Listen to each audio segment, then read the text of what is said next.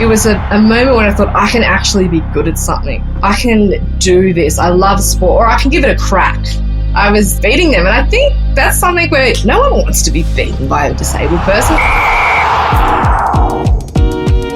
So living with dwarfism, you cannot hide. I just want to go about my daily, get a coffee, grab something from the shops. You're very noticeable to everybody. That can become very, very hard and very taxing. It's almost like being a celebrity, but not. I'm in a really good role at my work, but people might think that we can't actually be decision makers, that we can't make those decisions. And I just hope to equip my kids to be kind, confident children, to be able to handle that, any of those remarks. What about how you feel though, or bad that the kids are going through that? G'day everybody, welcome to another episode of Listen Able. I am one of your hosts, Dylan Alcott, but unfortunately we are sans the hotter, better host, Angus O'Loughlin, who can't be with us today. Angus has a family emergency, but the good kind, if you know what I mean. But we'll see him very soon back here in the studio. But I'm very excited because I have an awesome guest here. We don't even need Angus, to be honest, is what I'm realising with all these podcasts. Nah, just kidding, mate. You can come back. However, I actually know this person. We've done some stuff together over the years. I'll let them introduce themselves. Hi, my name's Sarah Rose. I'm a host of a Very Rosy podcast, three-time Paralympian, mum of two beautiful children who are 2 and 5. I've got a book coming out next year, which is called A for Ability, and I'm on the Athletes Commission for Paralympics Australia. So there's a lot going on, but I can't wait to chat with you, Dill. So thanks for having me. We went to 2 Paralympics together, correct? Was it Beijing and London? Yep, sure is. But what did you do? You did Athens as well. Yeah, I did Athens as well. And you're being very humble, but you definitely could swim. You were very bloody good. Do you miss it? I really miss it. I get asked that question all the time. I really miss the feeling of feeling fit and just feeling like on top of my game, just healthy, fit, skinny. So I definitely miss that aspect of it, and I really miss the camaraderie. Yeah, what are you talking about? You look fit. Oh, thank you. Just a different kind of fitness. Yeah, just a different kind of fit. Swimmers like a just crazy elite fit. You know what I mean? Next level, abs of steel. And yeah, miss the camaraderie of teammates, traveling the world, and all of that. Yeah, so I really do miss it, but I love seeing how far Paralympic sport has come and being able to watch that on TV. So still feel a part of it. So you have a disability yourself, correct? Well, if you don't mind, what disability do you have? I've got dwarfism. It's always funny on camera because you can't see when it zooms in. But yeah, so I'm 130 centimetres, got dwarfism. And yeah, I've got. What's 130 centimetres in the old term? Do you know? 4 foot? It's about 4'2". 4'2". Yeah. I'm 130 centimetres sitting in my wheelchair. That means we're the same height. Like that. Let's talk about your swimming career first, then we'll get into life with dwarfism. Swimming and dwarfism, did you play different sports growing up and then you kind of found swimming, and why was that the one that you gravitated towards? Yeah, that's kind of exactly what happened. So I'd always loved sport. I come from a family that really enjoyed sport and being active, and I actually had a pool in my primary school. And I noticed that I wasn't too bad against other able-bods, like when we were competing or training, just doing, those recreational lessons. I'd also loved a whole range of other sports, but I was really bad and I would finish so far last. And swimming was the one that I thought, hang on, like I think I could be good at this. And it was actually around the time that the Sydney Paralympics was on. So I took one of my friends and I go, let's have a look at this. I knew nothing about Paralympic sport or people with a disability. So we went to the Paralympics and I watched the swimming, watched the wheelchair basketball, watched a whole range of sports, athletics. And I saw people like me that I'd never, ever seen before, and saw them dominating in their field. And I thought, it was a moment when I thought, I can actually be good at something. I can do this. I love sport, or I can give it a crack. And I felt really seen at that moment. And my mate's like, I've never seen you this stoked. I was just buzzing for weeks after the Sydney Paralympics. So then I called around and looked up how I could join a disabled organisation when it was back. That's what it was like back then, and joined my local swimming club. And then, really fell in love with the sport. Were you and the people around you a touch nervous when you started jumping in the pool and swimming? Yeah, they were scared. They've never been scared of anything in their life, and then I was beating them, and I think that's something where no one wants to be beaten by a disabled person, especially when they're not disabled and they're double your height. So I loved that, and I also just love being able to train alongside them as well.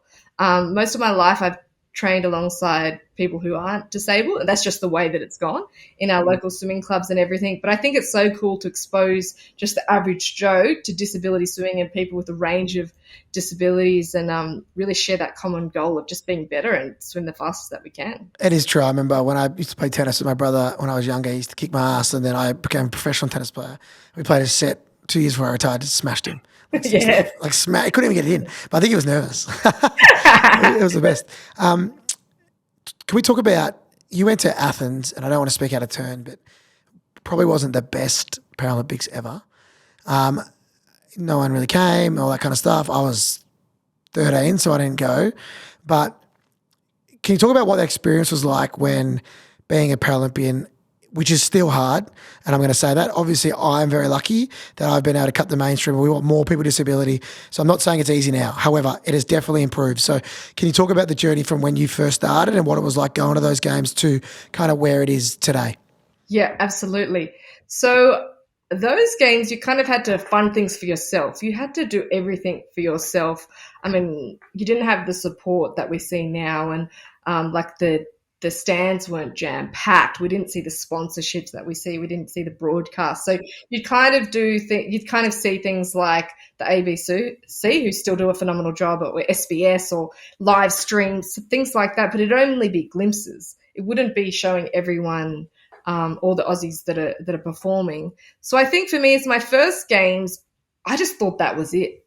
And then obviously Beijing, the 4 years later, they lifted up again. And then London, and to what we see today. So I think to see athletes at the moment be able to be on Channel 9, Channel 7, in sponsorship deals, in employment, in a whole range of things, it has changed so much, and that would have really changed things for me had I been swimming. Had Athens been my first game. Some of these young kids now, this is all they know. So it's incredible, the advancement of sport and how far we've come. But yeah, it was a tough time. Like, you kind of had to fund things for yourself. You're training, working. I always worked when I was an athlete, and it always used to annoy my coach because I trained alongside Olympians and they didn't have to work. I'm like, mate, I'm not sponsored. I can't do both. But it's really fantastic to see how far that we've come. But yeah, man, times have changed. Yeah, still a long way to go as well. But, because of people like you and other athletes, I and the current age athletes can do what we're doing. You know what I mean? And people always blows their mind. So we're talking 5 games ago was Athens. You had to pay to go, pretty much. Like, that's what the hell. That was the one where Thorpe and Hackett were just dominating, and they deserve it, and they were legends. But like, we were paying to go. Like, it's not that long ago, isn't it? No, it's not that long ago at all. And were you always this proud of your disability and wanted to be the advocate that you are today, or was that like a bit of a learning experience for you? No, not at all. I didn't used to be too proud of it. And I think in swimming, we actually used to be at the start of the race and at the end. So in our trials to go over to the Paralympics, we were at the start and the end, so that we didn't have to be shown on TV, or that the spectators didn't have to stick around. So they could come later and go earlier. So kind of when in the era of those things happening, it was hard to be super proud. But I'm definitely proud now. And I think something that all people with a disability have to do, we're all advocates. We have to fight daily, whether we want to or not. It's just what we have to do. And as you said, there's still a damn long way to go. But I feel more proud than I ever have before. And I think you've got to start feeling comfortable within yourself. There's a long, that we've had to fight for a lot of things over the years, and I am proud now, but it's a long way to go.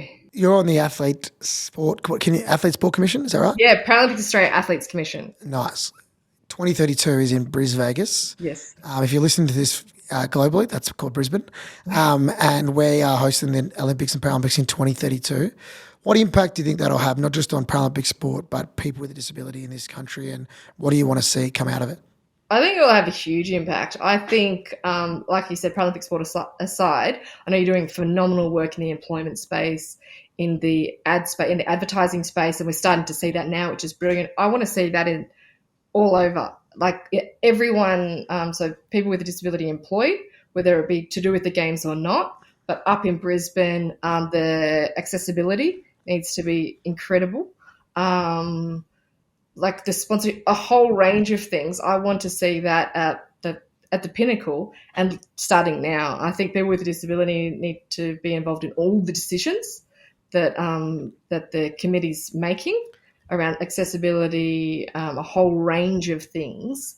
I hope that people love Paralympic sport like they never have before, that they feel so close to it as, it's local. I hope that we can get more funding across sport, across a whole range of things. And really, I hope that people that aren't involved in sport now or aren't involved in the Paralympic movement become involved in it, and that it can change their life, and that they can go back to their work and go, hey, let's get people with a disability on board here. And also as decision makers, we don't want people want all sorts of different people working, but we need to see people on the board and making these decisions. So I really hope to see that. Yeah. And look, we don't want to wait 8 years, so you and I are going to keep working every day for that. But that's it. The legacy piece of it is what it is. Like, not just the accessibility, like as in the built environment, like legacy, but the cultural legacy that I can leave and the way that it changes perceptions. Example, the Matildas, right, in the Women's World Cup, they're household names now. Yes. All of them, forever. And it's changed sport now. Like just not change football or women's, just change sport. That's what's going to happen with the Paralympics being here. Like there will just be a plethora of household names, and that legacy, because then they are forever known, and so is the next gen, and then it's just normalised, And, I, again, have been one of the very lucky few that have had that, but there needs to be way more than just me and Kurt and you and a couple others or whatever it is. So I think that is where it's going to lead to. What can the people listening right now do to make sure that becomes a reality, not just then, but also now? I think right now we need to start having discussions at your work and say, who do we have with a disability in our team?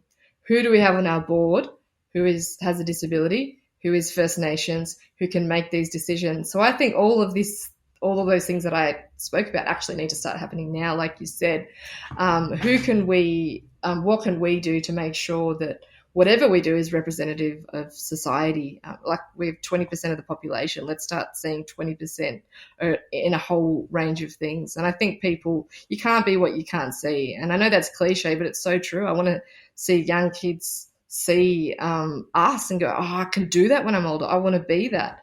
So I think if we just start pushing for those change now, we can work as a collective, but it needs to start now. And then come Brisbane, Vegas, hopefully we've paved the way and it'll be seamless. And like you said, people just fall in love with Paralympic sport, that culture, like what the Matildas were. Yep. So you have dwarfism. Jeez, can't spit that out. Do you prefer dwarfism or person with short stature, by the way? Dwarfism, little person with short stature, all completely little person. Fine. Yeah, little person. Yeah. That's completely acceptable. 100%. I didn't know that. There you go. Okay. Talk us through what that disability means and kind of how it affects your life. It's hard to say, but like a day in the life of Sarah, for example. Sure. Well, I'm 6'2". No. Yeah. So I'm 4'2", so I'm extremely noticeable. So living with dwarfism, you cannot hide, even if you want to hide, or not even want to hide. I just want to go about my daily, get a coffee, grab something from the shops. You're very noticeable to everybody. That can become very, very hard and very taxing. It's almost like being a celebrity, but not. And being someone like Chris Hemsworth walking down the street and people are noticeable. They might go, Mom, the kids.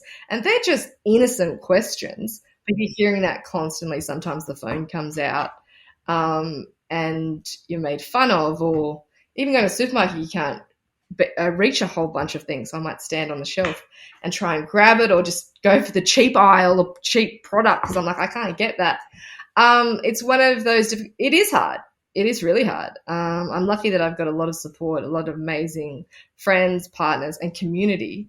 But it's definitely hard, and it's mentally, I think it's probably one of the hardest disabilities that there is, in terms of public being in the spotlight, or it's made fun of. Like, in history of comedy and movies and whatever, dwarfism is like probably one of the main ones that is taken the mickey out of and made fun of as a butt of the jokes. Do you think that has an impact on how society sees yourself? Yeah, you're spot on. If most of the movies you think of, dwarfism is taken the piss out of, and you think of what was that Leo DiCaprio movie where the opening scene, like there's a little person that's thrown against the wall. Wolf of Wall Street. Yeah, Wolf of Wall Street. And a lot of memes on Facebook, on Instagram. And it might even just be like a little person jumping in the pool, and it's just like a little like raindrop.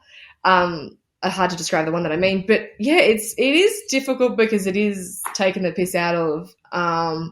But I'm okay if it's just not offensive. Like if it is funny, like Hasbullah, I love him. I'm always sending things around to my mates. Hasbullah, if you don't know who that is, he's from Russia, and he is a perfect dwarfism, and he's like entrenched in the culture of the UFC. And he's got like 10 million followers, and he's killing it. Yeah. He's a bit weird sometimes, but he's all right. Yeah. My favourite is Tyrion Lannister from Game of Thrones, because he was the king, one, but also they made jokes around it. Like I would make a wheelchair joke about myself, but he's also was like having sex and drinking and partying, but then also became the boss of the whole world, if that makes sense. So yeah, you can take the piss out of someone as long as the character arc is not a positive one, but an authentic one, doing something else. Yeah. That's absolutely right. Yeah. Oh, he's incredible. Peter Dinklage. Phenomenal. Yeah. Exactly right. What's one thing people think that you can't do that you actually can, and vice versa? What is probably the hardest thing that you can't do? A lot of people probably think that before I had kids that we can't have kids. Let's play in that space. So you are a mum, right? So what was that journey like for even yourself to start with? Well, I'd seen people with dwarfism be mums, so I knew that I could do it. I felt so equal. It was a time in my life where I felt so equal in terms of it's something that I could do that the lucky women, I don't mean the lucky, I mean people that are fortunate enough to be able to have children can do, that I experience the same struggles as everyone else in terms of, the pain, just the normal pregnancy things. So in that, I felt equal in that respect. It's difficult carrying a kid when you're 4'2", and you've got huge. Like both my children are tall, so they're big kids. That's taxing, but that's something that I really felt equal, and I still feel equal now with my kids to have the same struggles as everyone, and a lot more additional ones. But like if my little guy is being a menace, so are my friends' kids as well. It's just, something. But a lot of I'm in a really good role at my work, but people might think that we can't actually be decision makers, that we can't make those decisions, that we can't progress in our careers, and that we probably can't be successful. I just interviewed Justin Hams the other day, had an awesome chat with him, and he's got, 100 venues to his name. And I just think we can do whatever we want if we stick with it, be hardworking, and really we've got to pave the way. So people always say, oh, you're so inspirational and everything. It's like, I just love doing what I do. I'm not trying to be, I'm just being myself, and trying to just do what I love and make a difference. Is your partner able-bodied? Yes, yeah, he is. Is there a misconception there that people look at you and don't believe that you're a couple, if that makes sense? Yeah, 100%. And he looks young too. He's got he's half, like his mum's half Portuguese and half Chinese. So he just looks young. So like, how could she be with him? Like, he sounds hot. Yeah, I love that. It looks, yeah, that sounds like he's like almost 40, but like they're like, He's hot. I'm into it. You're hot too, so it's even. Um, what about the kids? Are they do they have dwarfism or are they no, they able-bodied? don't. No, my Was it, son's almost bigger than me, and my daughter's average height. is it genetically possible for them? Could have you passed on your dwarfism or not? No, no, I cannot pass it on. So we went down the route of PGD, which is pre-implantation genetic diagnosis, and we went down that path because I wanted to. So I could have conceived naturally. Any person with dwarfism can, and there's a 50% chance of dwarfism. If I conceived naturally, and my child would have a 50% chance of having dwarfism. I didn't want to take that risk because of the medical implications. I've had 5 major spinal surgeries. Little people have major spinal problems. I can't feel my hands, and my back's numb. So that's why. So you chose that because of that reason, like the medical pain, not because of being ashamed of disability or anything like that for your kids. No, it was definitely because of the medical pain, 100%. But I suppose what came with that is that my children won't have to endure bullying or get constant attention, a whole range of things that I had to endure, and short-statured people have to endure. So for me, it was definitely the medical side of things, but then I suppose there's the side that they won't have to be in pain or won't have to live with dwarfism. Now, there is some things which I've since found out about, and where children with dwarfism can have a daily injection, and that with the hope that when they're older, until they stop growing, they can grow a little bit. Like, it's not huge. It may be 5 centimetres, but that is supposed to take off a lot of stress on the bones and relieve a lot of that pain, which I think is wonderful. So there's a lot of kids with dwarfism at the moment who have opted for that, and that wasn't around when I heard about the PGDs. So I think there's a whole range of reasons. Some people might agree with it, might not agree with it. Some people might opt for those injections, which I think is a wonderful thing if they want to do it, and some people might not. Yeah, this is just your lived experience, right? Yeah. And you and I don't speak on behalf of everyone, you know. No. Has your kids experienced bullying because of your disability yet? Do you know? And how do you feel about it when it eventually will happen? Because I think we both know that it will. They haven't yet. And if they've had any questions, they're just cool. Like, kids are so innocent and amazing. They're like, "Oh, I want to play with your mum.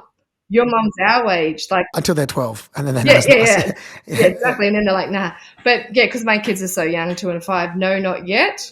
When it it will come, like you said, and I just hope to equip my kids to be kind, confident children, to be able to handle any of those remarks. And we live in an amazing community. I live in the Northern Beaches, and just the support that I have around here is incredible. So I hope that helps. And what about how you feel though? Will you feel guilt? Will you feel guilt or bad that the kids are going through that?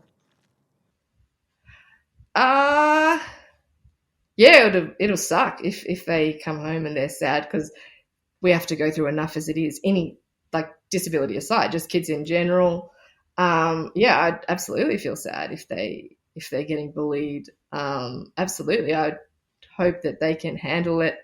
And yeah, if they can't, that would be heartbreaking. Break my heart. I can't think of anything worse. Thanks for being vulnerable there. Appreciate it. I can't wait to have kids. So I have 3.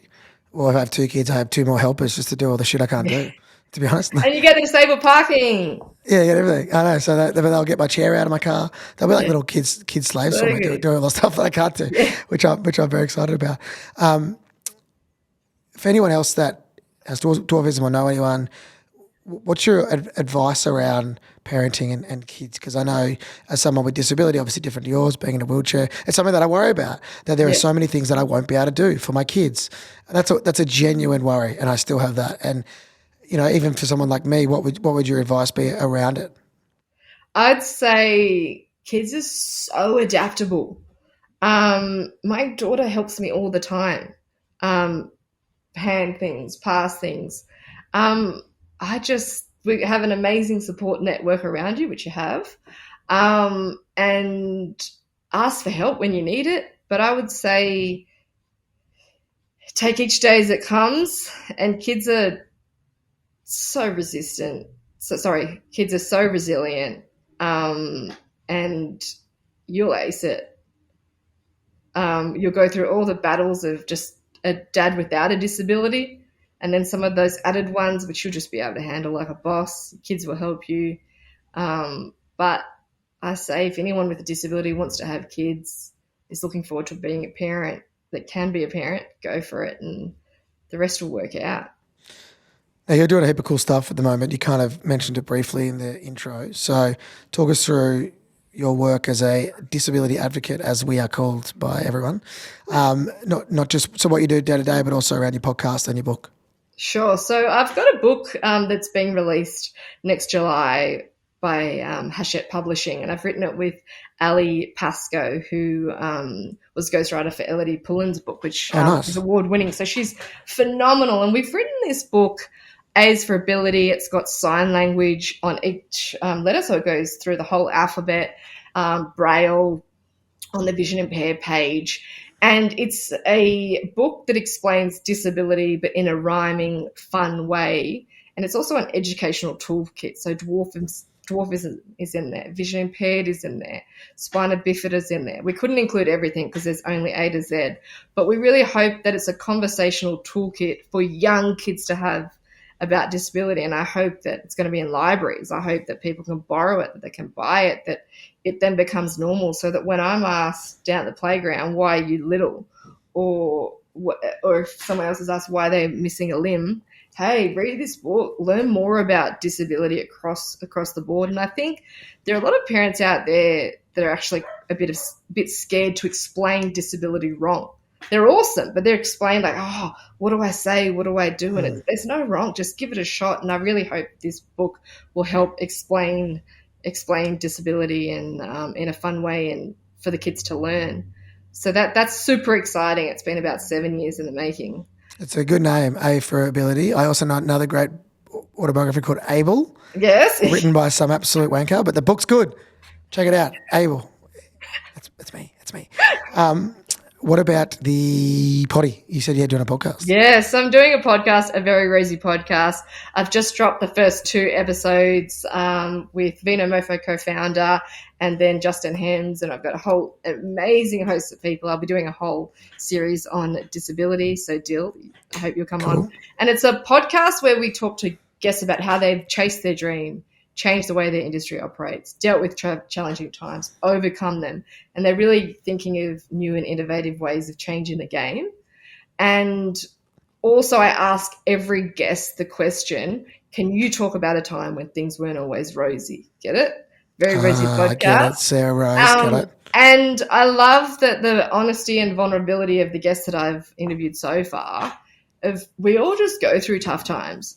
We're all just the same. Like, how did we overcome them? How did we get to where we are today? And I think there's been some phenomenal lessons in that. And that's what I love about the podcast. And I've loved talking to people from all different walks of life about why they're successful and what success means to them. So, where do you want to end up? Like, I mean, do you love the disability advocacy stuff, or do you love just sharing stories of people and things like that? I do the disability advocate stuff like we all have to do because it has to be done. Yep. I'd love to not have to do that. Absolutely. Hey, I always say I can't wait to be redundant. Yeah, I never totally. go bullshit. Yeah. I don't want to go on the project and talk about some disability thing. I just want it to be done. I mean that. No, that's no knock on the project. We love the project, but it's like I'd rather just be at home, not doing that. And everyone goes, "No, you love going on TV." Honestly, I don't. I don't. Yeah. That's so true. And I think a lot of people, like mates with a disability, that's all say the same thing. We don't want to be advocates. Like, we're doing it, or not that we don't want it, but we're doing it because we want to show people what people with a disability can do or improve representation, a whole range of things. I'd love to continue what I'm doing, interview legends, show my kids that people with a disability are on TV, not as advocates, just as the average Joe, or because I'm a good interviewer, or because you're a good host, or because I'm a newsreader. I would love for that. And yeah, that's my hope in the future, is that we can see people for what they are, and in jobs, and not always have to be the advocate that we have to be. Exactly. Yeah, I've started acting, which I'm enjoying, and I'm in a show called Bump on Stand. But with my acting, I want to just be an actor who's good. Yeah. It just so happens that I'm in a wheelchair. Not saying that I'm ashamed of it, but it's just part of the story. You know, that it can be part of the story, but it's also you're not getting the opportunity because you're disabled. It's because you deserve the opportunity, right? And I'm loving it. But I've always had that mentality with media work. It's like, don't just put me here because I'm disabled. Like, if I'm shit, don't give me a job, right? But I just want it because that's the best way to kind of change that narrative around it. And it's so funny how you said show your kids. The younger generation already kind of see that with the disability. It's people our age and older who need the support, isn't it? Right? Yes. Yeah. Especially in the schoolyard. All right. We do a thing called Bowl of Uncomfortable, where people send in a question and you don't have to answer it, but if you feel comfortable, please do. This one is from our good friend Anonymous on Instagram. Do you think it's selfish when people do choose to have a child with disability or health conditions when they could have avoided that in the first place with genetic testing? No, absolutely not. I think that it is up to the individual. I do think it's tricky with some disabilities when you know there's going to be a lot of health complications or a lot of pain. But I think it's up to the individual, the parent.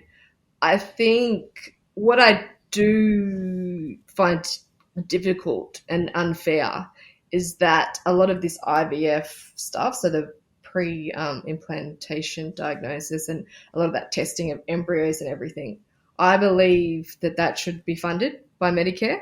Mm-hmm. It's not, and I feel lucky that me and my partner are in a position where we could do that. It's a lot of money. Is it NDIS funded?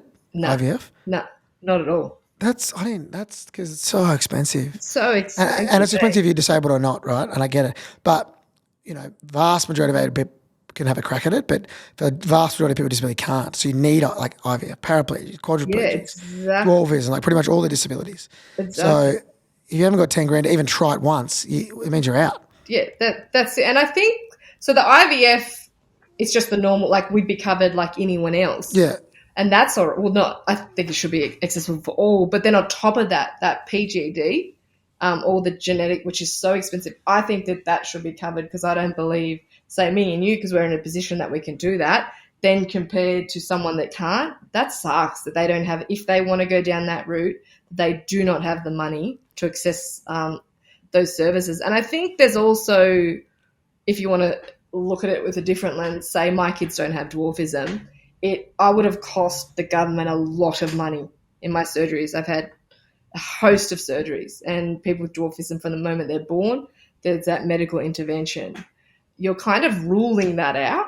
So it is a cost saving. I hate to look at it like that, but sometimes people that have gone down that route, PGD route, for all different reasons, the government is saving, which, I'd like to see people with a disability that want to go down that PGD route to have access to that, and it's not fair. Well said. Hey, thanks for coming on. You're going to take my job one day, I reckon. Hey. This is BS. You can start your own podcast. I'm redundant. Thanks for coming on. It's always nice to get to talk to a mate, but you're killing it in multiple facets of your life. So well done, and look forward to coming up to, where are we? Northern Beaches, and having a beer with you soon. Thank you, mate. Thanks. at Sarah Kate Rose. Is that your Insta? Yeah. Thank you. SAR Kate Rose. Everyone check her out. Thank you. Thank you.